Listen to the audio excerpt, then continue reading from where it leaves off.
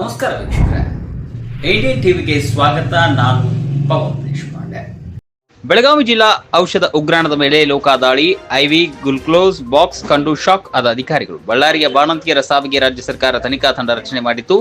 ಐವಿ ಗ್ಲೂಕೋಸ್ನಿಂದ ಬಾಣಂತಿಯರ ಸಾವು ಆಗಿದೆ ಎಂದು ತನಿಖಾ ವರದಿಯಲ್ಲಿ ಬಹಿರಂಗವಾಗಿತ್ತು. ಇದರ ಬೆನ್ನಲ್ಲೇ ಬೆಳಗಾವಿಯ ಜಿಲ್ಲಾ ಔಷಧ ಉಗ್ರಾಣದಲ್ಲಿ ಲೋಕಾಯುಕ್ತ ಅಧಿಕಾರಿಗಳು ದಾಳಿ ಮಾಡಿದ್ದು. ಇದೀಗ ಆರ್ಎಲ್ಎಸ್ ಐವಿ ಗ್ಲೂಕೋಸ್ ಬಾಕ್ಸ್ ಕಂಡು ಬಂದು ಲೋಕಾಯುಕ್ತ ಅಧಿಕಾರಿಗಳು ಶಾಕ್ ಆಗಿದ್ದಾರೆ. ಹೌದು, ಬೆಳಗಾವಿಯ ಜಿಲ್ಲಾ ಔಷಧ ಉಗ್ರಾಣದಲ್ಲಿ ಐವಿ ಗ್ಲೂಕೋಸ್ ಪತ್ತೆಯಾಗಿದೆ.